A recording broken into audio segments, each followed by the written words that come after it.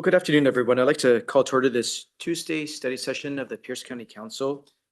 It is Tuesday, November 12th, 2024. The time is 12:06 p.m. We have all members present and a quorum. Item number 2 is review of today's council meeting agenda. Ms. Long to brief. Thank you. Good afternoon. This is this afternoon's regular council meeting agenda. It is amended. We'll start with a review of your consent agenda. You have a number of items for introduction and scheduling. You have 2 ordinances under 1A, or excuse me, under 1. First is O 2024-566, and this is declaring selected timber resources located on county-owned real property as surplus.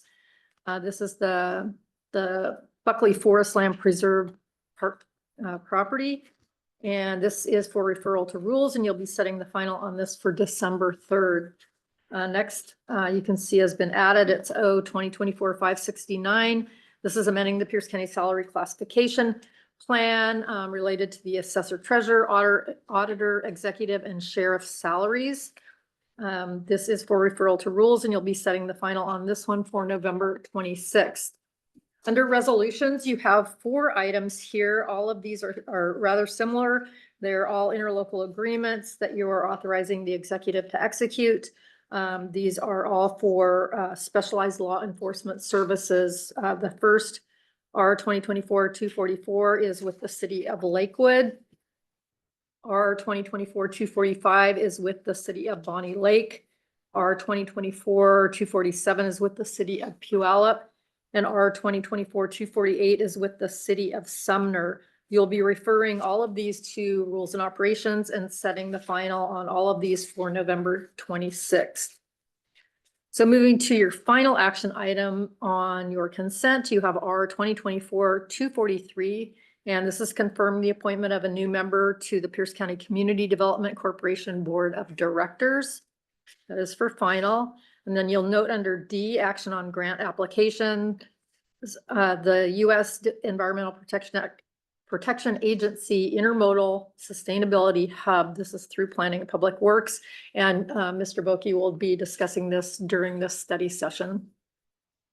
You have no proclamations, recognitions, awards, or presentations today, nor do you have resolutions. So we'll move right to Section 9, ordinances. You have O 2024-553S, and this is the critical areas ordinance. This received a due pass as substituted at CDEC on October 7th. And you have amendments 1 through 11 in your packet for review today. And those are your agenda items for this afternoon's regular council meeting. Thank you, Ms. Long. Is there any objection to taking this just a little out of order and moving to grant applications and awards so we can get Mr. Boki back working? Not that you're not working. Mr. Boki, to brief on this United States Environmental Protection Agency grant. I appreciate that clarification, Mr. Chairman. You have in front of you a grant from the U.S. Environmental Protection Agency, Solid Waste Infrastructure for Recycling grants for political subdivisions of states and territories. The acronym is SWIFR. And this grant will fund the planning and development of an intermodal waste transfer and recycling hub utilizing advanced methods for waste and greenhouse gas reduction. An intermodal facility will enable the efficient transfer of waste from highway to rail, facilitating large-scale waste management. Mechanical sorting will separate recyclables from rail transport to West Coast facilities, generating revenue to reinvest in the county's solid waste program. And this is a $5 million grant request. It runs from 2025 to 2027. And it's really planning and siting grant due to local restrictions under WACS 173-304-130. The county will identify a suitable county-owned site with all necessary permits and reviews. So, and I thought 2 folks were going to be on here at the call today, and apparently they did not make it. So I'm sorry about that, Mr. Chairman. Thank you. Are there questions for Mr. Boki or follow-up that we need from the department?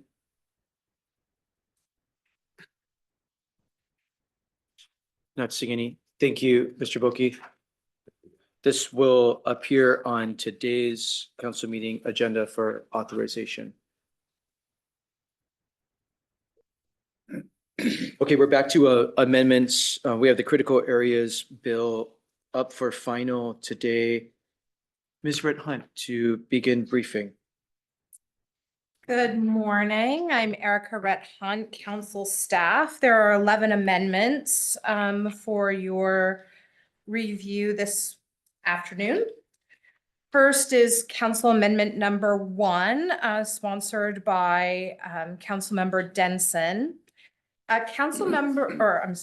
Amendment number 1 corrects errors, staff errors in Committee Amendment 1. So in point 1, there are 2 corrections to a table. Committee Amendment 1, which is included in this substitute, added the Shoreline Master Program provisions back into the critical areas. It restored them. And in our review, we found a couple of locations where that had been incompletely done. So it makes an amendment in the table shown in point 1 of the amendment to strike language for lakes and ponds less than 20 acres. It also inadvertently deleted the standard for lakes and ponds, so it restores that. It's the same standard that was proposed by the department. There's no change there. And then in point 2, it removes the strikeout from tsunami for tsunami or SAISH hazard areas. Thank you. Goal for today is to, or for our time and study session is to really understand these amendments as they are up for final this afternoon at 3 p.m. And with the holiday yesterday, the Veterans Day holiday yesterday, we did not have the benefit of briefing like we normally would have. So I'll go a little bit slower than usual, making sure that members really understand the content here so they feel comfortable considering them at our 3 p.m. meeting today. So we're on amendment number 1, Councilmember Hitchin. Thank you, Chair. In the change that was made to 100 and in parentheses 4, is there a unit there? Because all the rest were feet. Is it feet as well? Yes, it should be feet. Okay. Because the other one was acres and I was Correct. like, wanted to make sure that it wasn't 100 acres. There's a big difference in pond size. We'll get that corrected. 100 inches. Thank you, Chair. Thanks for that. Any other questions on amendment 1? Yeah, right. Okay, amendment 2. Okay, Amendment 2 is sponsored by Councilmember Denson. This includes 2 technical corrections. The first correction adds the dates of the committee hearings on critical areas. The second correction corrects the reference in section 1 to chapter 1825 to match the title of the ordinance. Thank you. Questions on amendment 2? Not seeing any. Brett, amendment 3, is this going to be Mr. Kruger? Yes. Good afternoon, Council. Amendment number 3 concerns wildfire defensible space. Wildfire defensible space are areas near buildings that could be cleared to basically protect property in the event of a wildfire. Currently, the proposal that's before you has specific wildfire defensible space that applies to wetland and fish and wildlife buffers. It also includes a wildfire defensible space provision that's kind of a county-wide applicability that would apply to areas that are within the area that's the elk herd elk herd winter range. So we have elk herds on the east part of the county, and right now there's wildfire defensible space when your inventory does that particular critical area. What this amendment would do is it would simply say that wildfire defensible space clearing is authorized in all critical areas countywide, within 30 feet of buildings.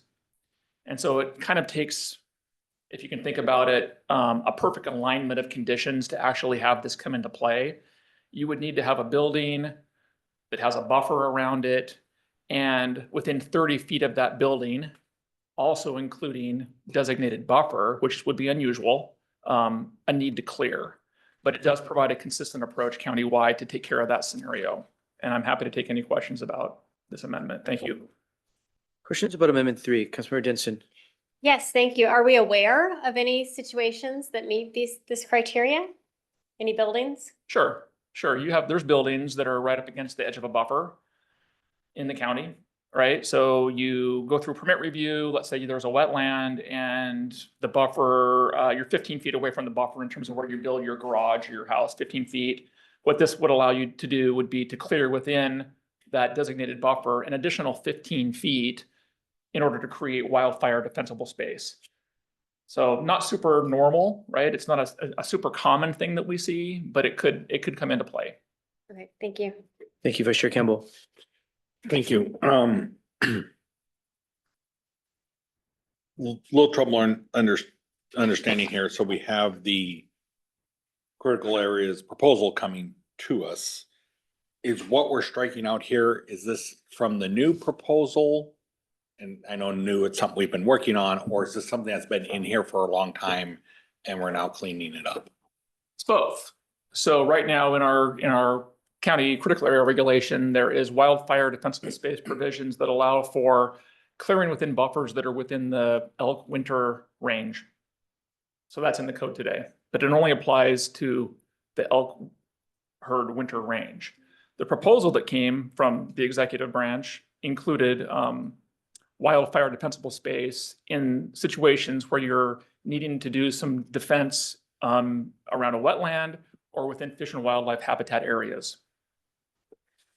Right, so it's been, so now you would have 3 categories where you could do some sort of clearing within a buffer to create wildfire defensible space. Elk, wetlands, and fish and wildlife. What this amendment does is it says, we don't care the type of critical area that you have.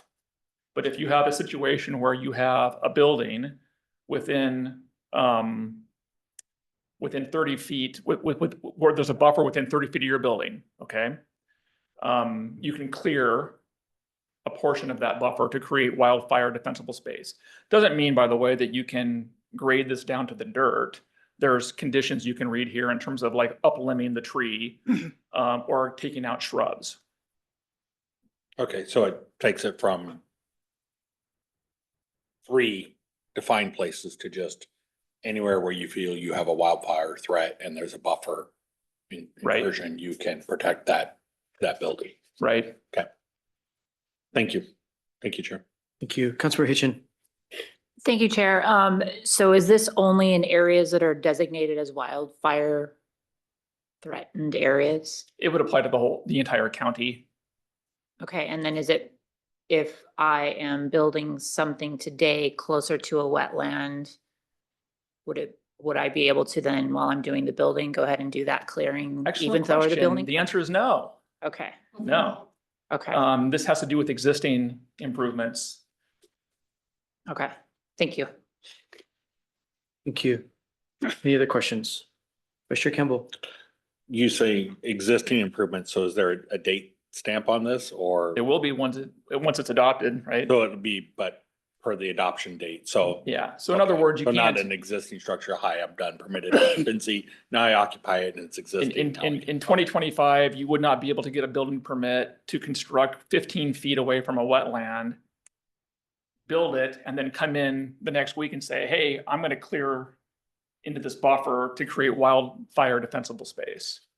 Thank you, Chair. Thank you. Any other I don't questions? understand. Why would you clear a wetland for wildfire?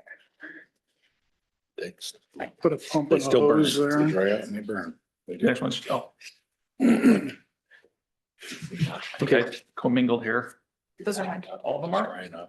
We're at amendment number 4. Okay, amendment number 4 is sponsored by Councilmember Morel. Amendment number 4 would restore the exemption for a one-time expansion of primary single-family residential structures in Chapter 18E20. So similar to the amendment we were just discussing, there is currently an exemption in 18E20 that provides this exemption for the one-time expansion of a single-family residential structure. That in the draft that was sent in the proposal, that was proposed to be moved to 18E30 and only apply to wetland areas. Currently, it would apply to any critical areas, but effectively it applies to wetlands and fish and wildlife habitat conservation areas. So the effect of this amendment is to remove it from applying only in 18E30 and restore it to applying to all critical areas in 18E20. Questions here? Councilmember Hitchin? Thank you, Chair. When we talk about, especially in rural areas, expansions of a physical structure, there can be impacts to like drain fields and septic systems.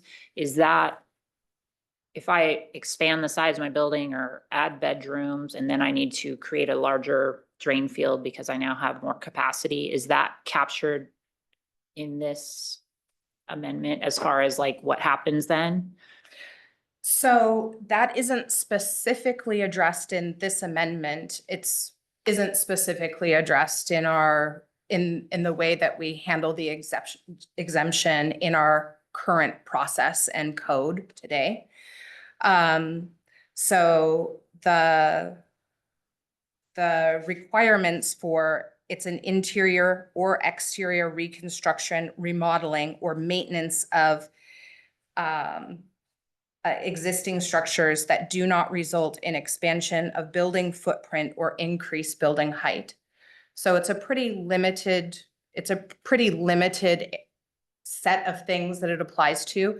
Of course, to your question, if someone was to remodel the interior of their home to create more bedrooms, for example, they may need an increase in the size of their septic system. So this would only exempt the remodeling part, and they would need to go through the provisions of if they needed an expansion of their septic system, for example, through the health department. Okay, thank you. Commissioner Campbell? I think I understand what's happening here. I think I want to make, have the sponsor maybe explain what the intent here is, and that you see that we're achieving with this. Councilmember Morel? Thank you. The intent here is to basically match up to existing codes that are within code. In my case, I can expand my home 25% only because they changed the zoning on me. So, you know, and that's kind of universal around the county. But in this case, if someone has the ability, has the space to expand an existing residential property, it's beneficial for them to do that than to try to, you know, sell the home, move somewhere else to expand. So we're limiting it to 25%. And, you know, there again, it has criteria in it that won't allow you to expand into critical area, shoreline areas, buffers, any of that. But it does give individuals the ability to expand their single family homes if they want to.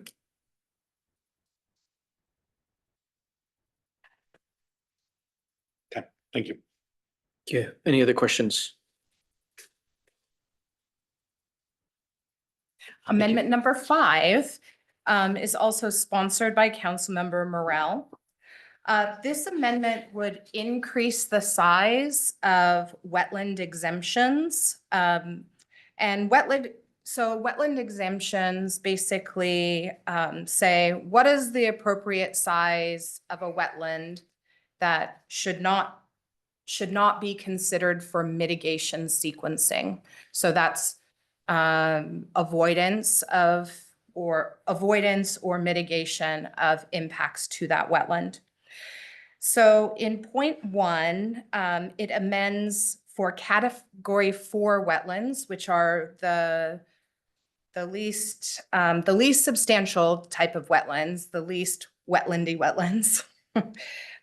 It changes the exemption from 4,000 square feet in the proposal to 6,000 square feet. The current exemption on the books today is 10,000 square feet exemption. In Exhibit 2, the proposal adds an exemption for category 3 wetlands less than 2,000 square feet. The proposal does not include an exemption for category 3 wetlands. It includes an exemption for all wetlands 1,000 square feet or less. But currently, our Pierce County Code includes an exemption for 2,500 square feet of a category 3 wetland. Any questions here? Councilmember Morel. Thank you. Just curious on, rearranging the square footage of these wetlands. Does this match up to best science practices? I mean, there isn't anything out of the ordinary here, is there? Sure. So science doesn't always give an answer that's an exact answer or an exact number. So we talked about this with department staff, and they pointed us to the ecology guidance on wetlands. And essentially, that best available science document acknowledges that there is no consensus for exemptions in terms of what's an appropriate exemption for no net loss.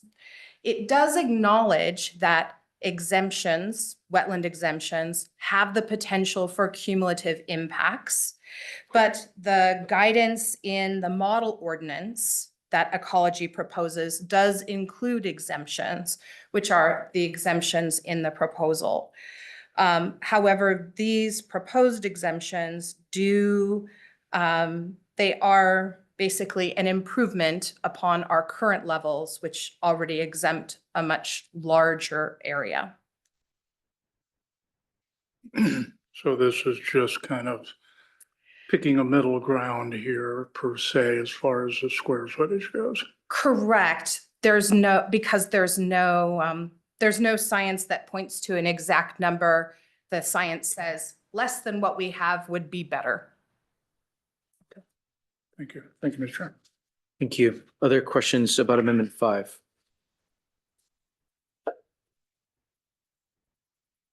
Do we have any information about what peer counties in Puget Sound especially do in this regard? So I could look up some information. Most of our peer Puget Sound counties are actively updating theirs, so I can look and see what they have proposed and bring that information this afternoon. Thanks. I realize you don't have very much time. Okay. Thank you. And I guess for this question, I'm interested in as many Puget Sound counties as you could have access to, not just King and Snohomish and Thurston. Absolutely. Thank you. Read Amendment 6. Okay. Amendment 6 is sponsored by Councilmember Morel. This amendment allows raised boardwalks for trails in wetland buffers, and it's a very small change in the language where walkways and trails are allowed in wetland buffers. The last sentence says raised boardwalks utilizing non-treated pilings may be acceptable, and this amendment would change that to shall be acceptable. Any questions here? Councilmember Morel.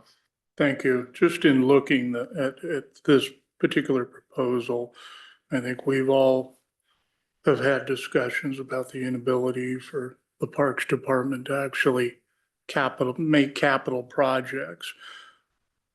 I looked at this as, I don't want a whole lot of planning going into a project that can get rejected at the last minute because they have a boardwalk across what's perceived or is a wetland area. If you notice, a lot of the areas around the area, especially the city jurisdictions, they have perfected the pin piling method for crossing wetlands instead of making paved or impervious trails. So I think this is a great option for our Parks Department to pursue. And I think there again, they will do it in a environmentally sound way instead of then submitting a plan only to get it rejected. So that's why I changed the wording. Thank you. Thank you for that explanation. Any questions about Amendment 6? Amendment 7? Amendment 7 is sponsored by Councilmember Morel. This amendment would, within the definition of what an existing agricultural activity is, it would remove references to ongoing agricultural activities. So this would occur in two places, one in Exhibit A, definitions in Chapter 1825, and then also in Exhibit B, in 18E20 030H3. So it removes the sort of by proxy definition of what constitutes an ongoing agricultural use from the description or definition of what is an existing agricultural activity. Any questions about Amendment 7? Councilmember Morel. Thank you. And there again, this pertains to a lot of legacy farms in my area that end up going through estates and they lay fallow for a long period of time. And so I'm just trying to update it, remove the 5-year window there to make it easier for whoever takes over the farm to then just start up farming or do an agricultural use on the property without going through a bunch of hurdles, studies, and permits. Thank you. Thank you. Vice Chair Kimball. Thank you, Chair. I'm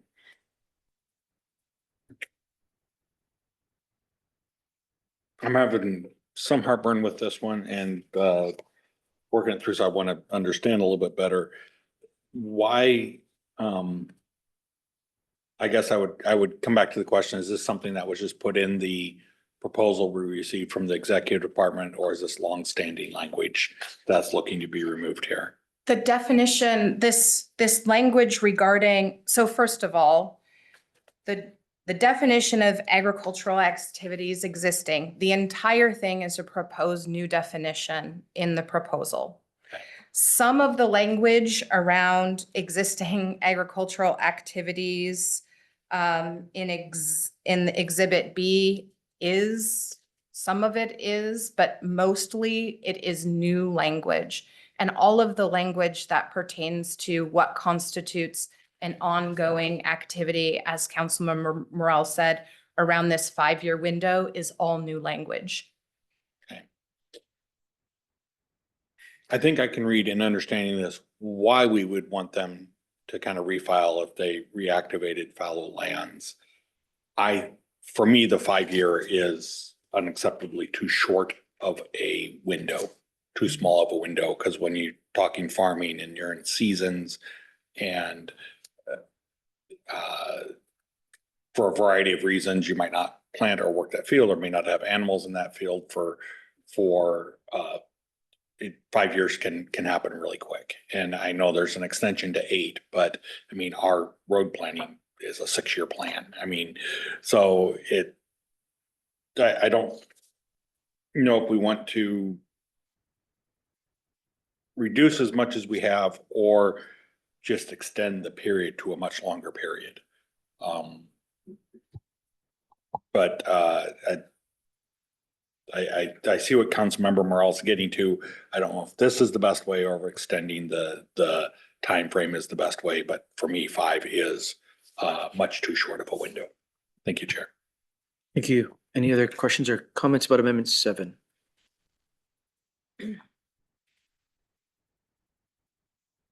Okay, back to Mr. Krueger for 8.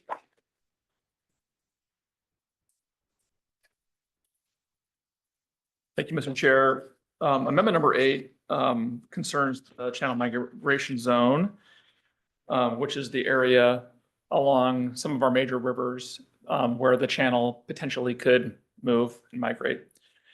And so what this amendment does is it clarifies that all the territory that's mapped as a channel migration zone is also going to be considered a riparian protection area. And that's consistent with the department proposal. This amendment would just make that so that it's very clear. Okay, so if it's a CMZ, channel migration zone, it's also riparian protection area. The other thing that this amendment would do is it would indicate that any buffer which is associated with a stream is measured from the edge of the ordinary high water mark. And there's a few reasons for that. One of those reasons has to do with the area within shoreline jurisdiction. So under shoreline master programs and shoreline management programs, the shoreline jurisdiction does not extend throughout the entire CMZ. So in many cases, in most cases, it's 200 feet from the ordinary high water mark. This amendment would align with that thinking. There are some exceptions to that in the case of floodways or wetlands, but in terms of our critical area regulation, the standard would be you're measuring the buffer from the ordinary high water mark, which is a fairly easily located spot. The other item I want to mention regarding this amendment, same with amendment number 9, is that this amendment was structured based upon the code that was submitted by the executive. And as Erica mentioned, there's a technical amendment to amendment number 1 that would insert for lakes and ponds a 100-foot wide buffer. Staff would assume that if amendment 1 passes, that language would be retained going forward. But I'm bringing that up because we have had conversations in the past regarding how to address amendments that are dealing with the same section of code. And so Susan's been given a heads up on this. Again, amendment number 1, amendment number 8, and amendment number 9 all include the same table. If amendment number 1 fails, then amendment number 8 and 9 would not be modified to reflect what did not happen in 1. So happy to take any questions from the members. Questions about Amendment 8?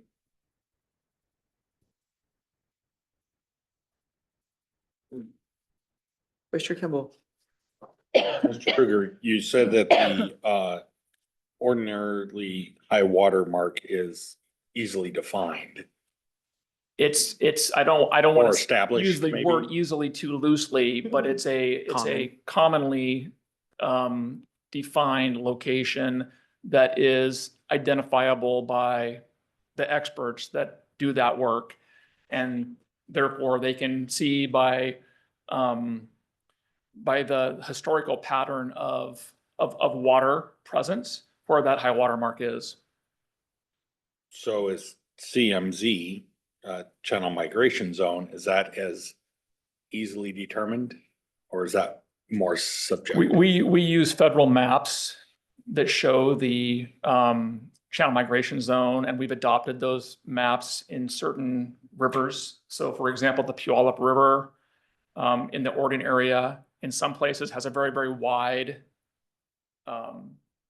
geography that's considered to be potential channel if the river were to flood and move.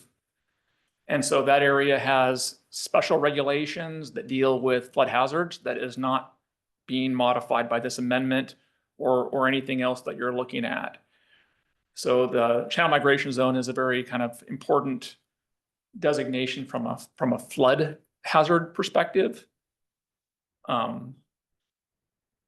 What's happening in the critical area regulation is the county would be saying that channel migration zone is our riparian protection area. So it's a critical area. So it needs to be protected in certain ways, including all of the flood standards, but it doesn't have its own unique buffer. So the buffer doesn't extend beyond the CMZ. That's what this amendment would result in. The buffer actually goes from the edge of the river into the CMZ, but not through it and beyond it. That's what this amendment would do. Correct. Without this amendment, it would go beyond the CMZ, which is determined by the federal. Correct. That's correct. And how much of a change are we talking? I mean, is it? It can be thousands of feet in some cases. And so that's one of the reasons for the amendment is that the CMZ, which again is regulated through our flood standards, has neighborhoods existing within the CMZ. All of those neighborhoods under any of the scenarios that are before you today, the underlying proposal as well as this amendment would be considered riparian protection area. So it's a critical area, but it would not be subject to a buffer. The buffer would be from the edge of the river. And happy to sit down with you afterwards and draw some pictures because it's sometimes easier to visualize how this works by looking at a map. You can see the river, you can see the very wide CMZ, right, that extends in some cases tens, sometimes hundreds, sometimes thousands of feet from the edge of the river. And under the proposal that came from the executive, there would be potentially like a 315-foot buffer beyond that. This amendment would get rid of that buffer concept associated with the CMZ and keep it next to the river, measured from the ordinary high water mark. I'm going to go down, I'll talk with you offline about this. Sounds good. Because it's going to be a deep rabbit hole. Thank you.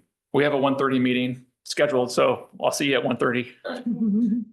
Mr. Kruger, did the department get a chance to weigh in on this amendment in particular and other amendments that might apply about how it might affect the county's participation in the flood insurance program? I don't know that we have had the conversation. So the department's aware of the amendments. We haven't had a conversation, at least not that I've been a part of, and Erica can speak for herself, from the folks that are in the SWIM that deal with flood, expressing support or opposition to any particular amendment.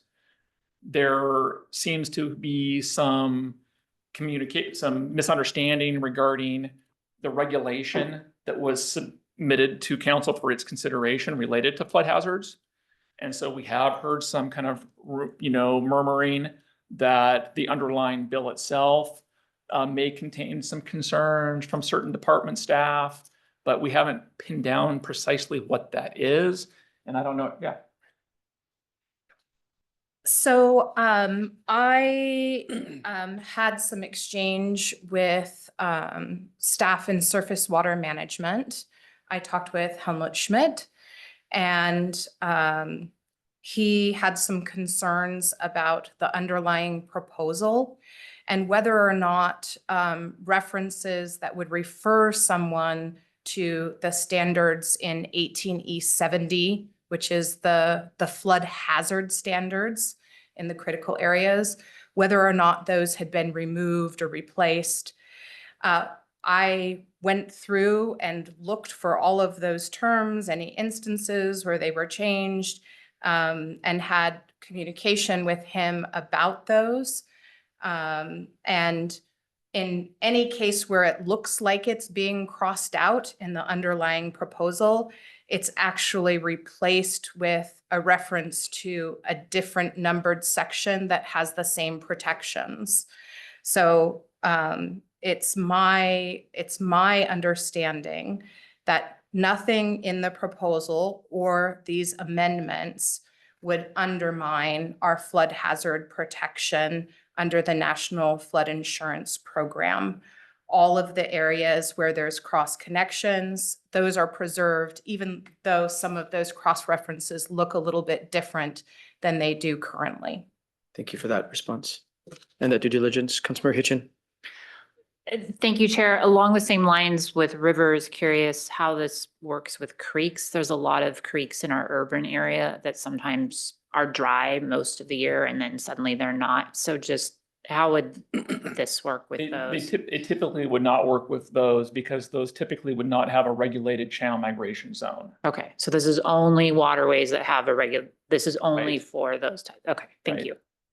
Thank you, Chair. Thank you. Okay, we're on Amendment 9. Thank you very much. Amendment 9 is sponsored by Council Members Morel and Herrera. In a nutshell, Amendment 9 modifies the riparian protection area buffer on type F streams from 200 feet to 170 feet. Can you illustrate for council examples that council would understand as type F streams in Pierce County? So type F streams are fish-bearing streams that run all year that are not shorelines of the state. So there are big and major creeks, big and major rivers in the county. Sometimes when you have a stream that is a shoreline stream, a type S stream, the upward reaches of the stream they don't have enough flow to be a shoreline stream. So you can have one river, say the Puyallup River, where it is a shoreline stream, but at different reaches of the river, it has not enough flow. But these are all major fish-bearing rivers and creeks that run all year round. Thank you. Vice Chair Campbell. Prior to the proposal from the executive, what was the barrier at, or was it at 200 before? So our currently on the books, the buffer is 150 feet. The proposal from the executive here would raise it to 200 feet, and the amendment would change that to 170 feet. Thank you. Thank you. Any other questions about Amendment 9?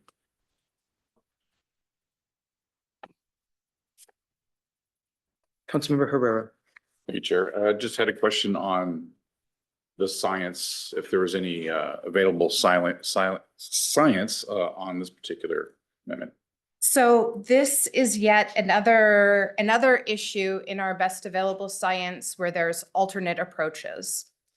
So the department, Planning and Public Works Department released a technical memo in August of 2023 with this on the subject of riparian management zone guidance.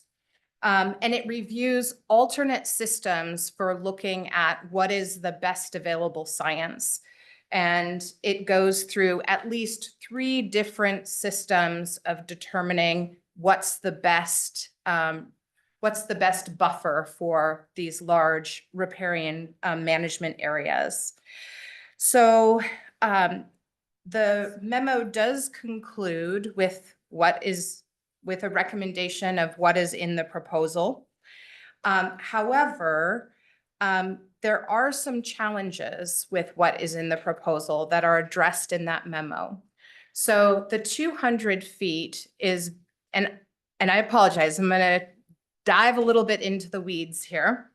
But the 200 feet that's in the proposal is supported by best available science published by the Washington Department of Fish and Wildlife.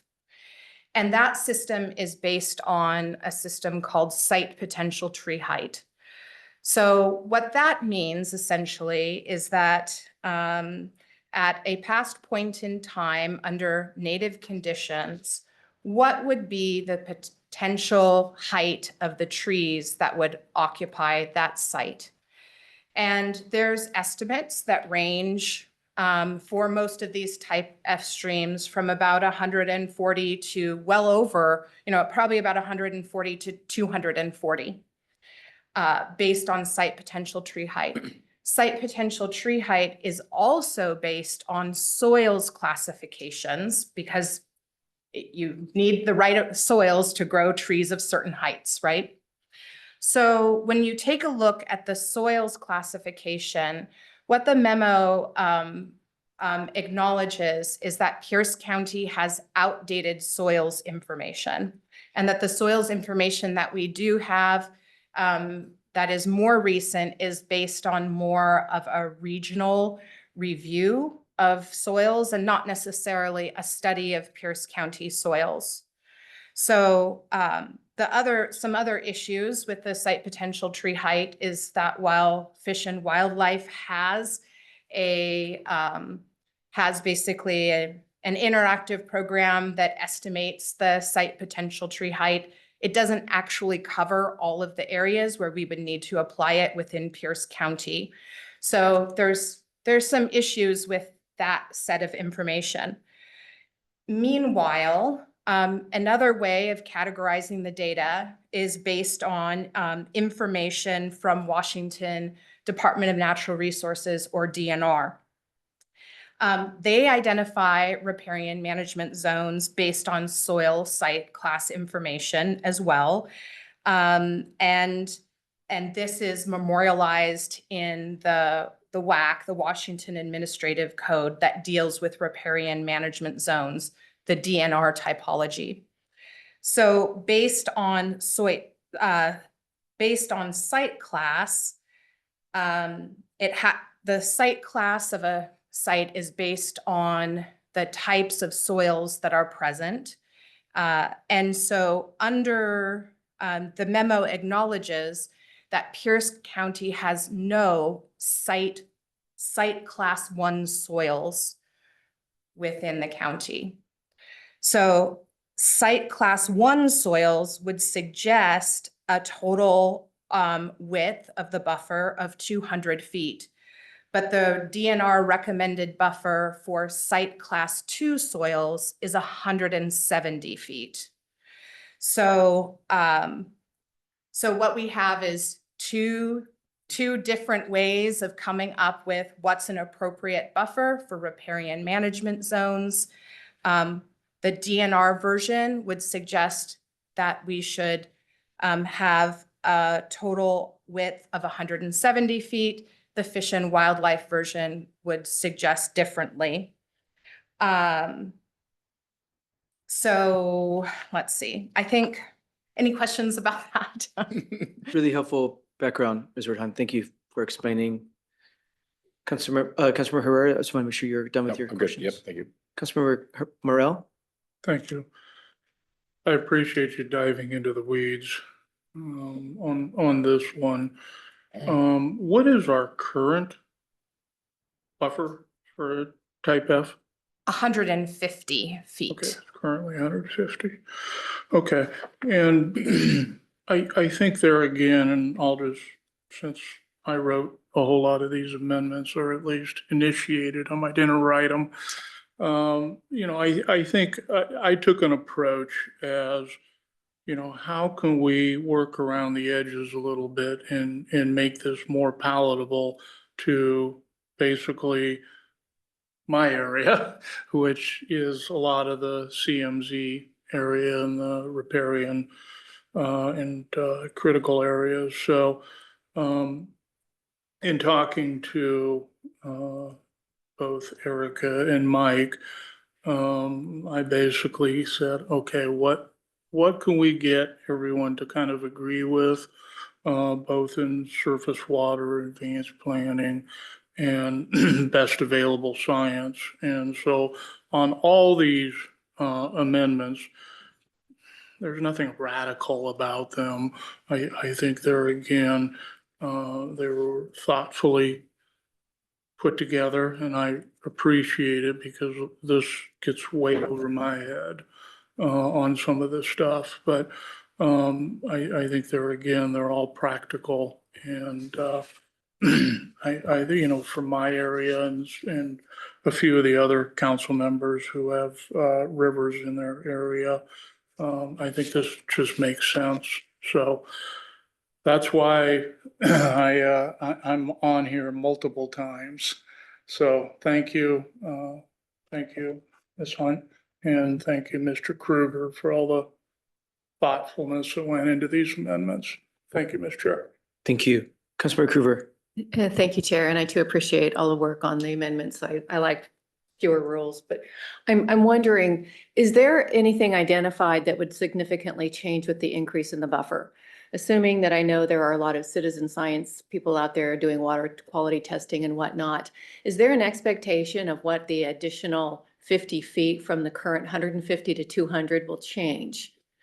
Do we know, well, if we do this, then it's going to be this much better? Do we know what the expectation is? So the overall expectation around increased protections and larger buffer sizes is that they will prevent cumulative impacts and net loss over our current system. So that's the idea. I am not familiar enough with the particular science that may say what some of those specific benefits are, or if they're enumerated in certain amounts. As we've, as science is science, not everything is just a clear, straight answer. There's discussion, there's interpretation, and so sometimes the science doesn't always have a clear answer about that, but the direction is that it improves. Perhaps maybe my question should be, is what difference have we noticed in the cumulative effects since buffers have been increasing for the last 20 years? And how is that measured? So if we're increasing the buffer 50 feet and in 20 years we go, oh, it hasn't made a difference. Do we go back to something that is less onerous and costly to our taxpayers? So that's why I'm wondering, how is this being measured to know that, yes, we're increasing it. We know that X will happen. I don't know. Okay, thank you. Thank you, Chair. Thank you. Vice Chair Kimball. Thank you. And one last thing, I'm just tracking some of the numbers here. It was at 150, moving to 200. I think through this process, was there a recommendation that this was at 300 at one point? I remember 300 being thrown around a lot, and then it never showed up when it got to us. So I don't believe that there's any document that says 300 feet. Okay. There may be in the county's best available science report, discussions of various sizes of buffers. And definitely on the site potential tree height, there's discussion of quite wide variations in buffers. And there's discussion of that in our baseline best available science plus memos that came out subsequent to that. I want to say there was an early draft going around that had like 300 in it before at one point, or am I confusing this with another one? Because I had several people reach out saying 300, way too far, and then it never showed up at 300, it showed up at 200. So I wasn't sure if this was already kind of mitigated down to meet the middle, or if this was the edge and what's proposed is meeting the middle. So during my time with the department, if I can speak about that time, during my time with the department, I know that there were several discussions. I don't remember any discussions that included a figure as high as 300. Okay. One thing that if you read through the critical areas ordinance, there is a standard that basically is already in place that talks about when a study might be required for, I believe, wetlands. And that is a standard of if you're proposing development within 315 feet of something that is identified as a potential wetland on the county's GIS mapping, then you have to do a wetland analysis. So maybe that's where someone saw a 300-foot number and thought that was it, but I don't recall anything that high for these. Thank you. Thank you. Councilmember Hitchin. Thank you, Chair. I'm assuming it's on our GIS. Is it possible to pull up a map of the county and see that the type F, and then another layer where it's type S, and another layer where it's, Mike's shaking his head no. Okay. So, yeah, it's very difficult. And one of the things in the underlying proposal is that there are some variations in how the water typing system works. So, and I especially don't think that we have a map that necessarily shows that. Maybe we do, maybe we don't. But there's some changes, and it doesn't necessarily affect type F streams. Those definitions were for years, Pierce County has used its own water typing definitions. The underlying proposal brings it up to the state standard for water typing. So there's not a lot of difference between type F and currently and type F in the state standard system. Some of those differences come more with those seasonal or intermittent streams and how those are defined, but So would Spanaway Creek be considered a type F stream? It's a shoreline. it's a shoreline. I said So- shoreline. So a shoreline would be any stream, a river or a creek at the point in which it reaches 100 cubic feet per second or higher. So as I mentioned before, with streams, some upper reaches may not be shorelines. They might be type F, maybe even tributaries farther up are lesser types of streams because they're intermittent in some way. Okay, thank you. Thank you, Chair. Thank you. Councilmember Morel. Just follow up on your comment. So a type F stream would not qualify as a shoreline area? It would, It's specifically defined as not being a shoreline. okay, and that's because the CFM of water flowing is less than, 100, yes, 100. 100 cubic feet per second. okay, thank you. Thank you, Mr. Chair. Thank you. Any other questions?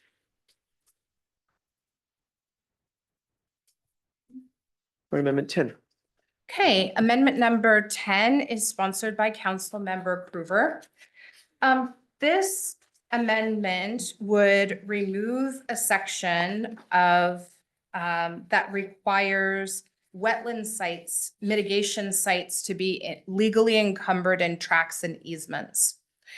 So essentially, when someone comes in and is going to do wetland mitigation for some reason, they will go through a process that is extensively documented about where the mitigation site is, what's to be changed. All of that is documented throughout the process. After it's approved and the work is done, there is a requirement to monitor that for 5 years. In the middle of these requirements, in the critical areas code, is this section K, which says the mitigation area and associated buffer shall be protected by a legal mechanism such as a tract or conservation easement. So this amendment wouldn't change the documentation that happens in the establishment of the mitigation site, nor would it change any of the mitigation requirements. It would just mean that the property owner wouldn't be required to put it into a legal easement or tract. How would a future property owner know that it's encumbered? So in many cases, when you're dealing with any property that's, people are usually mitigating critical areas. And so as part of a subdivision or a plat or a PUD, in all of these cases, that area would still be shown on the plat. It just wouldn't necessarily need to be set aside in an easement. In cases where someone is doing a project that didn't include one of those subdivision devices, then any future development on their property, it would be noted. We also update our GIS sites to identify where we have delineated critical areas. So there's documentation that naturally happens throughout the process of designating the restoration site, But not on the title of the property. but not on the title of, not necessarily on the title of the property. Thank you. Any questions here? Okay, Amendment 11. Okay, amendment number 11 is sponsored by Councilmember Denson. So this would remove an unnecessary and incorrect reference to the current use and assessment program. And so this subsection G here that refers to the current use and assessment program is part of 18E20. And there's a couple of mistakes in the language. First of all, it says an owner of agricultural land, timberland, or open space. Basically, it says an owner of those things can apply to be in the current use assessment program. So it's factually incorrect because we no longer allow timberlands to participate in our current use program. It's also incorrect because it has an incorrect citation of the RCW. But even more than those specific things that are factually incorrect, this subsection doesn't actually regulate anything to do with wetlands. It says that people who have areas that are in agriculture or open space can apply for programs that give them some tax relief. They can also apply for other programs that the county has that helps them to set aside their lands for these uses. So it's not necessary to have something in the critical area regulations that says you can apply for a program. That's already in another part of the code that says that they can apply for the program and what the requirements are. And there's non-code related programs that we have in the county that people could also participate in. Thank you. Questions here? Okay, thank you. Let me see if there's any questions now that folks have been able to get a briefing on all 11 amendments. Are there any other questions by members? Okay, thank you. Thank you. We'll be up at 3 o'clock today. It's everything for the meeting agenda. Councilmember Morel? Just to make sure, since there are so many amendments, are we going to go through the amendments first without public testimony and then roll them all into an amended ordinance and then take public testimony? That is the plan, to consider all amendments first, brief them, debate them, and then see what the final package is and open up the final package as potentially amended for public comment and then take final debate. Okay, thank you. Thank you. Okay, we're at item number 3, review of committee agendas for the week. Oh, excuse me, Ms. Red Hunt. Just a point of clarification that this item is expected to be continued until December 3rd because of the requirements of under the State Environmental Policy Act. Thank you for reminding us about that. Do folks understand that? Mhm. We will do the public hearing and then. It's on, yeah, it's on the agenda. I suspect there might be folks here, so I want to respect the public's time and do the public hearing. I don't feel like we can not do the public hearing. The plan is to do the public hearing.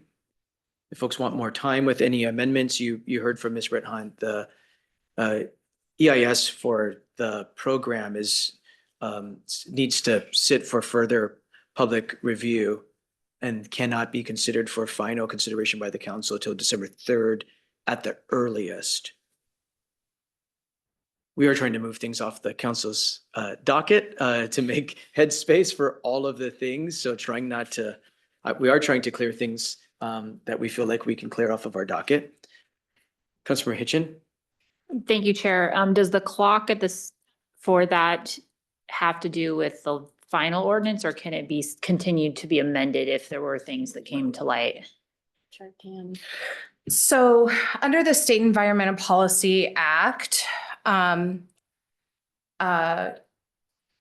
council is not supposed to take final action on any actions. We're not supposed to take final action until 7 days, 1 week after the publication of the final environmental impact statement.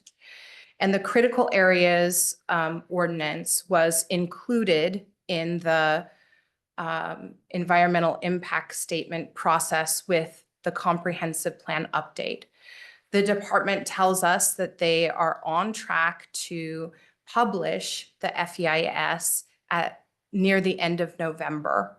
And so we believe that the first available date for action on anything that's covered, which would include the comprehensive plan and related documents in ordinance 2024-559, as well as the critical areas ordinance, the first available date would be December 3rd. Okay, so not depending on actions that we're taking. So thank you. Councilmember Herrera? That was my question, Chair. Thank you.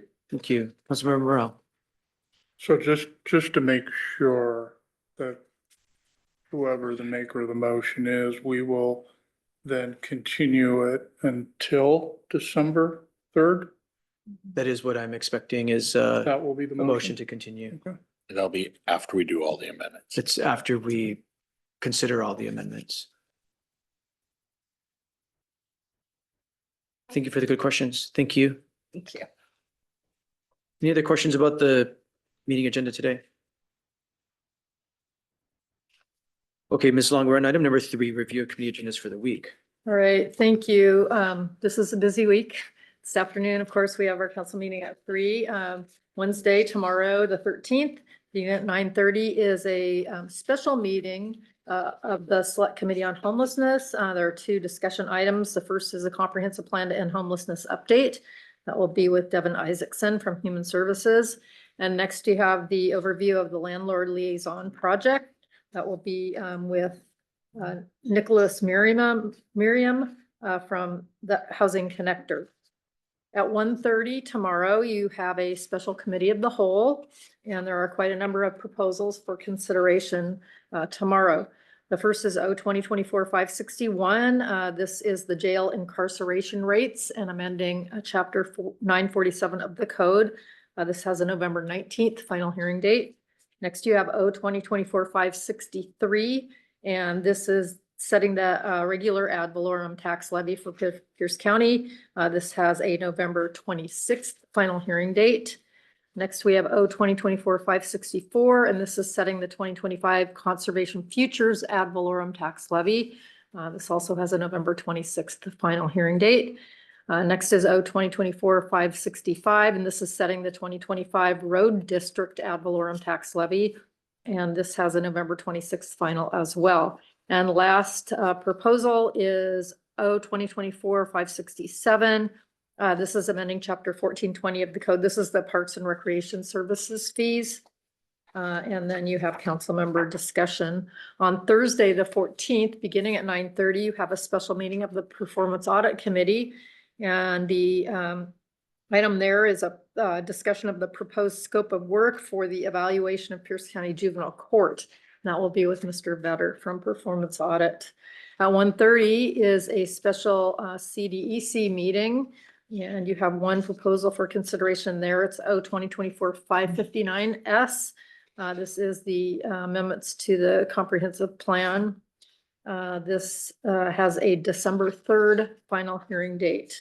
On Friday, the 15th, you have another special committee of the whole beginning at 9:30 on Friday. And there is one proposal on that agenda for consideration. It's O 2024-568. And this is the amendment to the biennial budget. And this has a November 26th final hearing date. So busy week. That's the those are the amendment or the proposals and meetings for this week. Thank you, Ms. Long. Are there questions about the agendas for the remainder of the week? Not seeing any. We're at item number 4, external boards and commissions. Mr. Taylor, to begin the discussion. Good afternoon. I'll be really quick because this has been a very long study session for you. So this week, the Puget Sound Regional Council's Transportation Policy Board meets Thursday, the 14th, starting at 9:30. I know that also overlaps with the Special Performance Audit Committee meeting, but that is their regular meeting time. On the agenda for the Transportation Policy Board in terms of action is one item that I want to point out for you, just for your awareness, and that is the Regional Transportation Plan scope of work. So that scope of work has been discussed at various policy boards, including the Transportation Policy Board. It's expected that the board will be asked to make a recommendation as to approval of that scope of work. So that's a significant item. The other items are discussion topics that you've heard, I think you've heard about before. So project selection process, financial strategy related to regional transportation plan, those are all discussion, but the notable action item is the approval of the scope of work for the regional transportation plan. So I want to highlight that. Big item.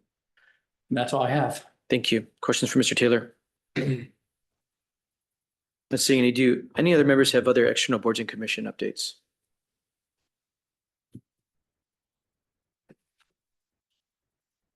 Not seeing any. We're at item number 5, discussion of administrative items. Ms. Murray. Good afternoon, Julie Murray, Chief of Staff. For your information, I will be clerking the special meeting of the Community and Economic or Environment Committee, just for my own learning process. And there are some amendments that are going to be offered for that meeting, but because of sort of the truncated week, we weren't able to get that through all our reviews. So you'll be seeing a packet with those amendments when they're fully reviewed and available. So that didn't occur on our current agenda. Tomorrow we do have chili coming. I did want to ask the members though for this week, if it was advisable for either Thursday or Friday to bring in lunch. Friday, we only have the cow in the morning, and so it was not my plan to do that. But tomorrow, there's both performance audit, there's performance audit committee and the special CDEC meeting on Thursday. And so sort of just brought up the question to me whether or not we should have lunch brought in. Think so. Okay. That's easy to do. So we have chili on Wednesday. We'll have lunch brought in on Thursday and you're on your own for Friday. We also have the snacks, and if they're not already in the break room, we'll make sure that they're there this afternoon. Thank you. That's all I have. Any questions for Ms. Murray? Thank you. Item number 6, Chair's Topics. I just wanted to remind members, my plan is to be at the State Supreme Court on our behalf, testifying on our behalf on caseload standards before the State Supreme Court. So I'll be there tomorrow morning and then be back to be with all of us with our next committee of the whole regarding our 2025 budget. Item number 7 is other business. Mr. Weinsberry, anything on behalf of the communications team? Good afternoon, Chair, Council. Not too much today. Found in the back of your packet, you can see the Small Business Saturday proclamation that is for review, and that will be for November 26th. and CM Morrell and Campbell are the sponsors. And that's just what we have in offer right now. Any Thank- questions, sir? Any questions for Mr. Weinsberry? Mr. Weinsberry, thank you. Thank you. I don't see any questions. Is there any other business by members? Ms. Murray or Ms. Long, any other business for the council? Not today, thank you. With no other business before the Pierce County Council in Tuesday's study session, we are adjourned.